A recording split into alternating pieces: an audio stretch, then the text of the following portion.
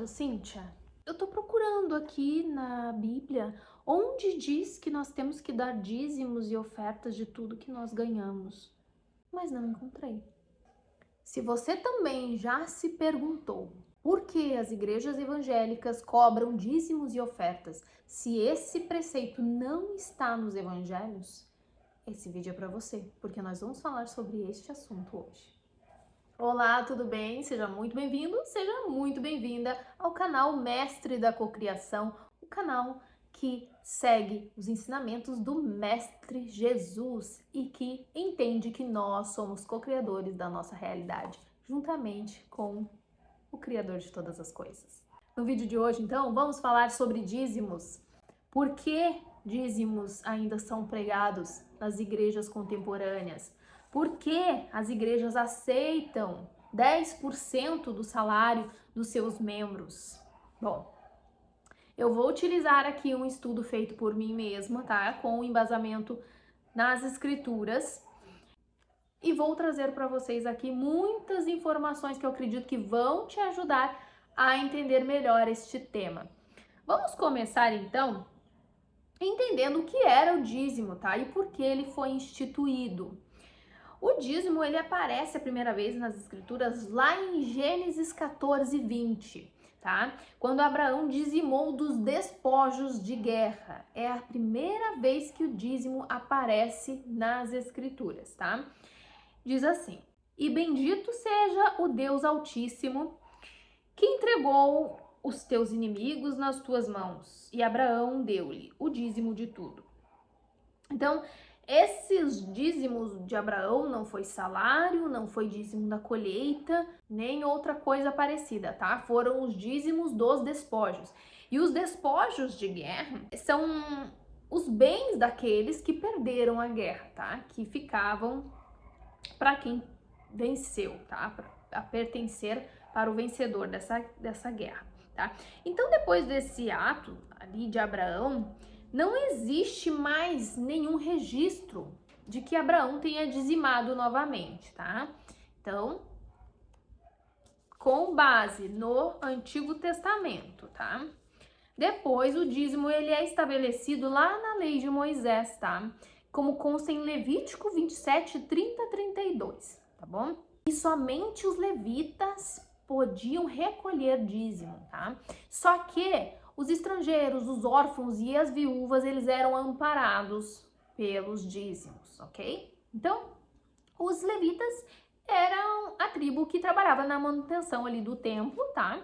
E era a única tribo também sem herança. Eles recebiam o dízimo das outras 11 tribos, tá? Que eram 12, e Levi não tinha herança, recebia o dízimo das outras 11. Então, eles recebiam o dízimo do campo e da colheita, certo? Então, ali em Hebreus 7 diz assim, no versículo 5: "E os que dentre os filhos de Levi receberam o sacerdócio têm ordem, segundo a lei, de tomar o dízimo do povo, isto é, de seus irmãos, ainda que tenham saído dos lombos de Abraão", tá? Então, aqui é uma passagem escrita pelo escritor aos Hebreus, falando sobre essa questão do dízimo lá no Antigo Testamento, tá? Então, o primeiro aspecto importante que a gente tem que considerar aqui, ou melhor dizendo, primeiras perguntas que nós precisamos nos fazer. Existem judeus da tribo de Levi aqui entre nós? Cristãos? Existem judeus das outras 11 tribos aqui entre nós cristãos? Você é de alguma tribo? Essas são as primeiras perguntas que nós precisamos nos fazer. Porque justamente esse versículo que eu acabei de ler aqui, que pertence ao Novo Testamento, fala que somente os da tribo de Levi poderiam recolher dízimos. Então, acho que bem claro. Mas vamos então ao versículo citado pelos que defendem o dízimo. É um dos versículos mais lidos no mundo todo, dentro do sistema religioso. Vamos lá, eu acredito que você sabe quase de cor, não é? Vamos lá? "Trazei todos os dízimos a casa do tesouro, para que haja mantimento na minha casa, e depois fazei prova de mim nisso, diz o Senhor dos Exércitos. Se eu não vos abrir as janelas do céu e não derramar sobre vós uma bênção tal, até que não haja lugar suficiente para recolherdes. E por causa de vós repreenderei o devorador, e ele não destruirá os frutos da vossa terra, e a vossa vide no campo não será estéril, diz o Senhor dos Exércitos. Malaquias 3, completa aí? 10, 11, você sabe, né? Com certeza. Então, esta é a base bíblica utilizada para recolher dízimo. Antes, né, de passarem recolhendo com aquele saquinho, ou com a caixinha, ou com o que quer que seja, é lida essa passagem, né, no sistema religioso. E agora eu quero fazer mais algumas perguntas para vocês. 2 para ser mais exata. Responde aí. Onde está a casa do tesouro? Tempo. Segunda pergunta. Quem era o devorador? Tempo. Brincadeiras à parte, gente. Vamos lá. A casa do tesouro, ela não existe mais. Ela ficava no templo em Jerusalém. Era para lá que eram levados os dízimos naquele tempo, quando ainda existia o templo. E também não foi ordenado construir outro, tá? Como nós já sabemos. E o devorador era o gafanhoto, porque ele destruía com as colheitas. Então Deus ali promete a eles que repreenderia o devorador.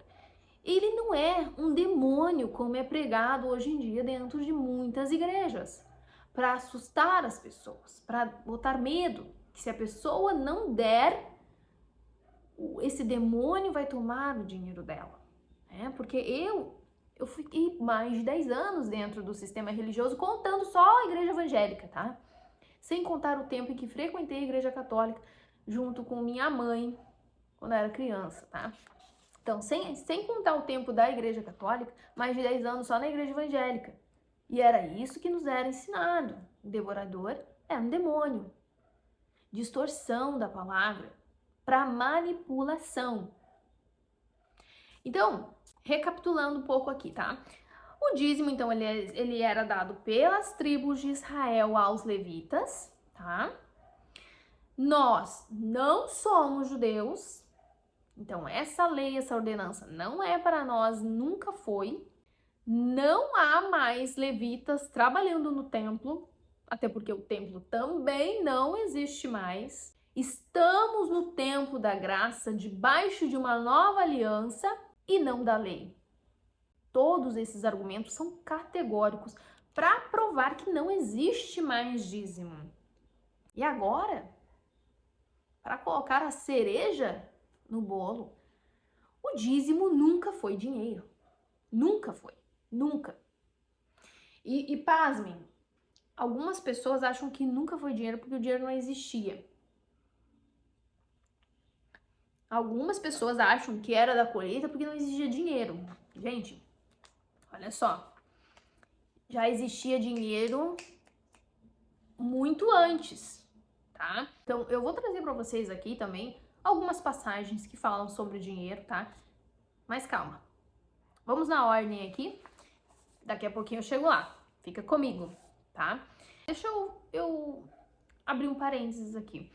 Existe lá em Coríntios, no 2 Coríntios, tá? 9, 7, que Paulo aconselha que contribuam conforme sentirem no coração, tá? Ele dá esse aconselhamento, tá? Mas é interessante que a gente olhe para o objetivo disso, tá?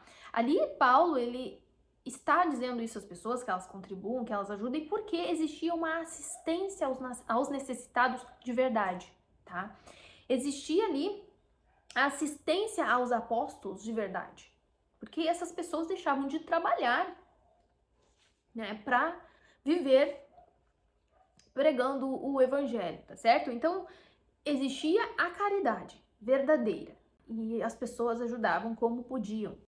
Então, deixando isso bem claro, eu quero trazer para vocês agora mais uma pergunta, ok? Ou melhor, Duas perguntas.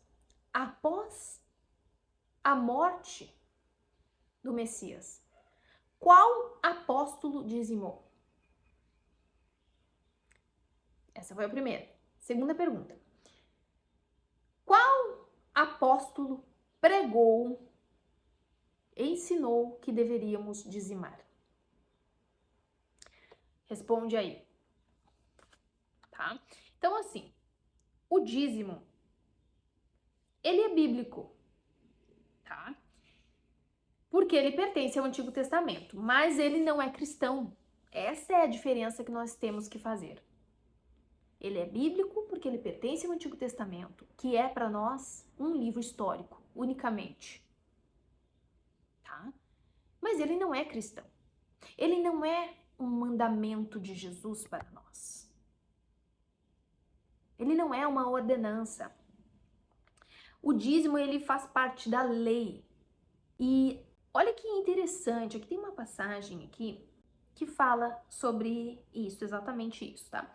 É Gálatas 3:12 diz assim: a lei não é baseada na fé, pelo contrário.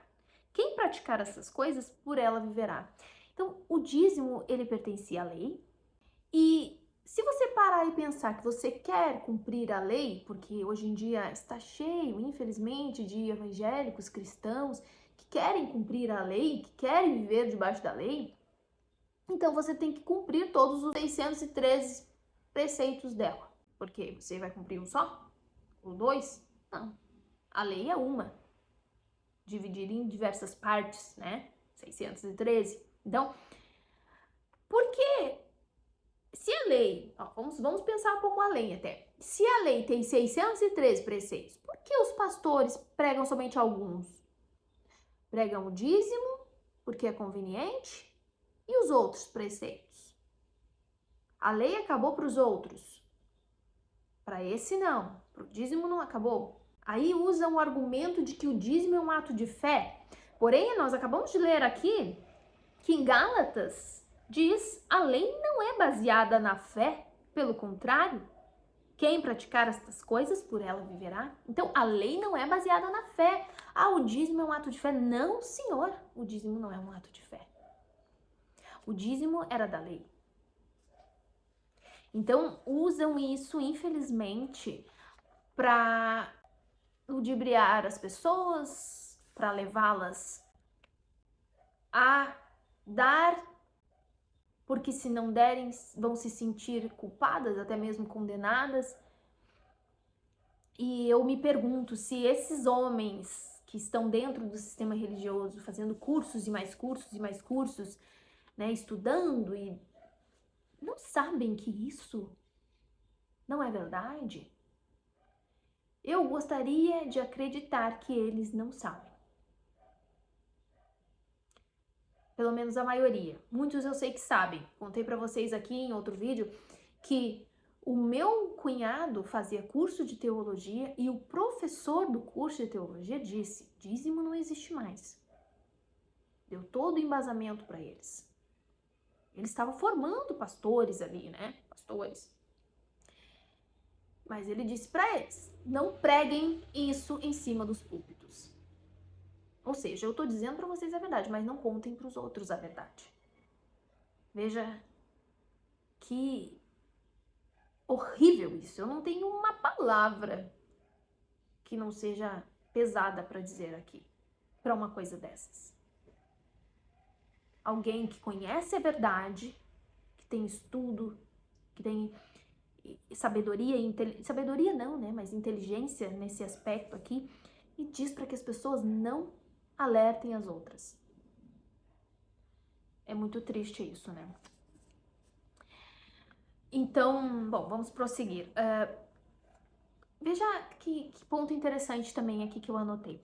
Quando um pastor, ele toma o dízimo, tá? Um pastor, um obreiro, seja o que for, padre, ele toma o lugar do sacerdote levita. E aquele que dá o dízimo consciente de que este foi abolido, ele aceita o sacerdote homem e se coloca debaixo da lei. Olha, olha que sério isso. Um se colocando no lugar do sacerdote e o outro aceitando um outro sacerdote que não Cristo como seu sacerdote. Isso é muito sério. Isso é muito sério. Eu escolhi para mim como meu sacerdote Jesus. Só Ele. Mais ninguém. Insubstituível. Qual a sua escolha? Você escolheu Ele? Eu espero de coração que essa seja a sua escolha. Que você não escolha por um homem, um homem de carne e osso como você, em lugar de seu sacerdote, se colocando debaixo da lei, de uma lei que nem é para você. Bom, vamos lá. Então vamos analisar aqui, gente, Mateus 23, 23, tá? Para não restarem dúvidas. Vamos lá? Mateus 23, 23. Se você quiser acompanhar aí com a sua Bíblia. Então, assim, esse versículo, ele não se encaixa com nós e os dias de hoje, tá?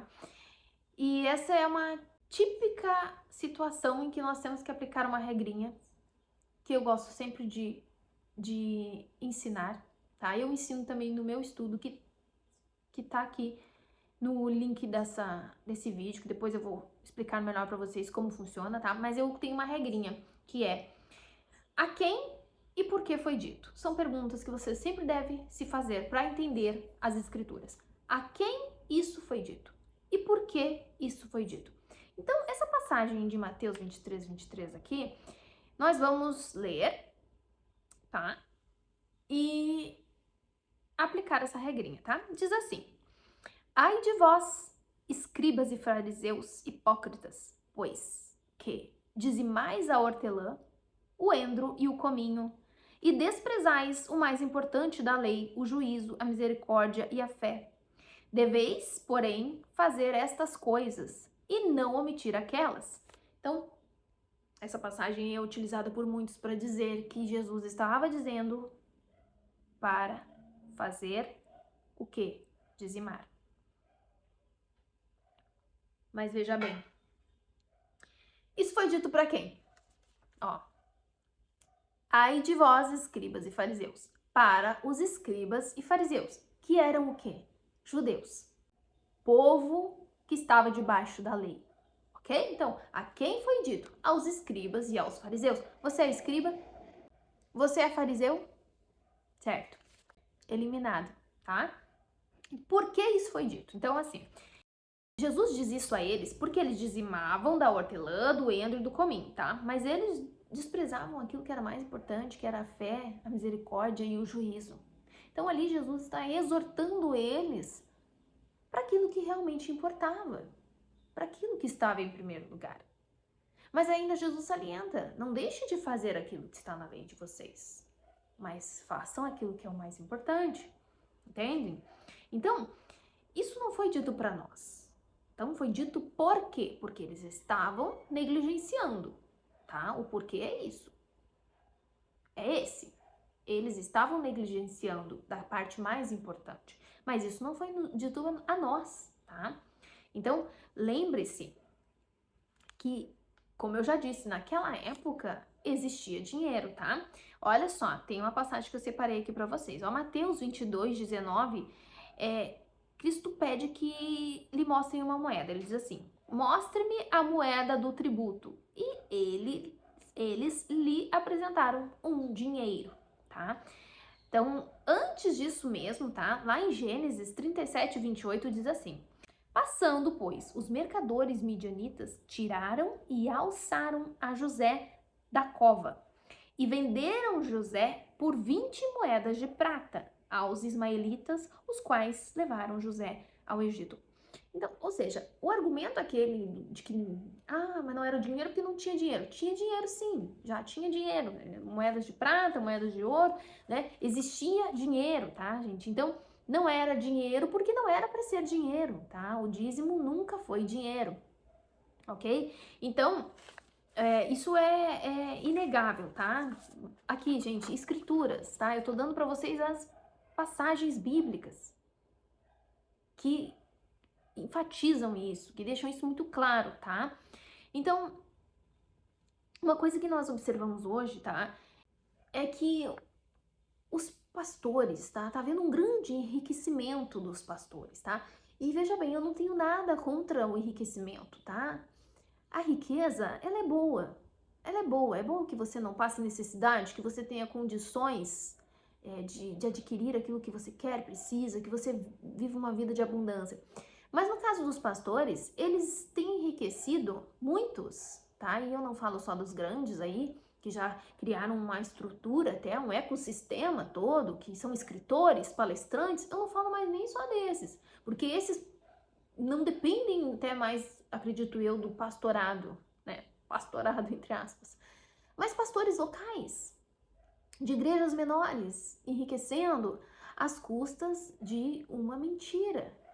E isso é muito sério. Isso, sabe o que é muito triste? Porque isso afasta as pessoas de Jesus. Porque quem não conhece, olha de fora, quem nunca teve um contato com as escrituras, com a palavra de Jesus, não quer, rejeita. Olha esse tipo de coisa e pensa, eu não quero saber disso, não quero saber de Jesus, porque acha que aquilo ali é servir a Jesus. Porque veem os pastores fazendo isso e querem distância disso. E eu até entendo essas pessoas quererem distância. Eu entendo essa frustração por parte de muitas pessoas quando olham para o meio evangélico. E eu acho que é preciso haver, independente de qualquer coisa, tá? Amor por essas pessoas, tá? Nós devemos amá-los, respeitá-los, independente disso. Só que nós não podemos deixar de falar a verdade, tá? E a verdade é essa, tá? Muitos têm se escandalizado, né? Escandalizado os incrédulos, né? Aqueles que não creem, quando veem esse tipo de evangelho, tá? Então, é uma vergonha ao nome de Cristo, de Jesus, porque o que ele trouxe como um ensinamento em nada se assemelha a isso, né?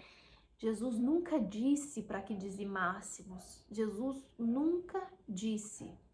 E é muito triste que tenha chegado a esse ponto, e esse ponto de cegueira espiritual que as pessoas não conseguem enxergar, por mais que esteja na frente delas, né? Ali, elas não conseguem. É muito triste, tá? Então eu quero deixar para vocês uma passagem aqui, tá? Calma aí, não sai desse vídeo ainda, que eu ainda tenho coisas muito importantes para falar com você, tá bom? Não sai, eu vou ler uma passagem e vou te explicar algumas coisinhas ainda, tá? Ó, tenham cuidado para que ninguém os escravize a filosofias vãs e enganosas, que se fundamentam nas tradições humanas e nos princípios elementares deste mundo e não em Cristo. Colossenses 2:8. Então, tenham cuidado. Esse estudo que eu utilizo aqui, tá, para trazer para vocês esse embasamento bíblico, tá? Palavras também que eu trago algumas quando é necessário, transliteradas para o grego, para a gente entender melhor o que quer dizer. Esse estudo eu tenho ele todo pronto, fui eu mesma que fiz, tá? Há anos atrás, quando eu estava saindo do sistema religioso, quando eu me debrucei sobre as escrituras, sobre livros, sobre estudos, para buscar a verdade, eu tenho esses estudos, tá? Bem organizadinho. E se você quiser, ele está disponível no link deste vídeo, tá? Você pode adquirir ele por um valor simbólico, tá? Porque foi um trabalho que eu fiz, deu bastante trabalho mesmo, mas eu disponibilizo ele por um valor simbólico, tá? No link da descrição aqui deste vídeo, você vai receber ele imediatamente, tá? Lá pela plataforma de vendas. No entanto, se você não tiver condições de adquirir, tá? Condições financeiras de adquirir esse estudo, eu também vou disponibilizar ele para você de forma gratuita, tá bom? Tem um link também um pouco mais abaixo, onde você vai preencher um formulário, tá? Esse formulário vai vir para mim, então é um serviço mais manual, ok? E aí eu vou receber seu formulário e vou enviar para você o link para download do e-book. Vai demorar um pouco mais, como eu falei, é um trabalho manual, tá? Então, média de 30 dias para você ser respondido. Uma média, tá, gente? Tá? Vai depender muito do volume de pedidos. Então, se você pode adquirir ele pelo link de compras, vá lá e adquira, tá? Só adquira no link de gratuidade se você realmente não tiver condições, porque eu disponibilizo isso de forma a ajudar para que todos consigam ter acesso a essas informações, tá? Mais uma coisa, tem também um link aqui para o livro, se você quiser adquirir, tá? Esse não é um trabalho meu, é um livro que eu utilizei, mas que eu considero muito bom e recomendo. É o livro Cristianismo Pagão. Ele é um livro difícil de encontrar, mas eu coloquei para vocês aqui o link para quem quiser adquirir este livro, tá? É um livro maravilhoso, vale muito a pena, tá? Além disso, se inscreva aqui no canal, curta esse vídeo, compartilhe com mais alguém e lembre-se, a verdade não teme perguntas. Então, continue questionando. Até o próximo vídeo.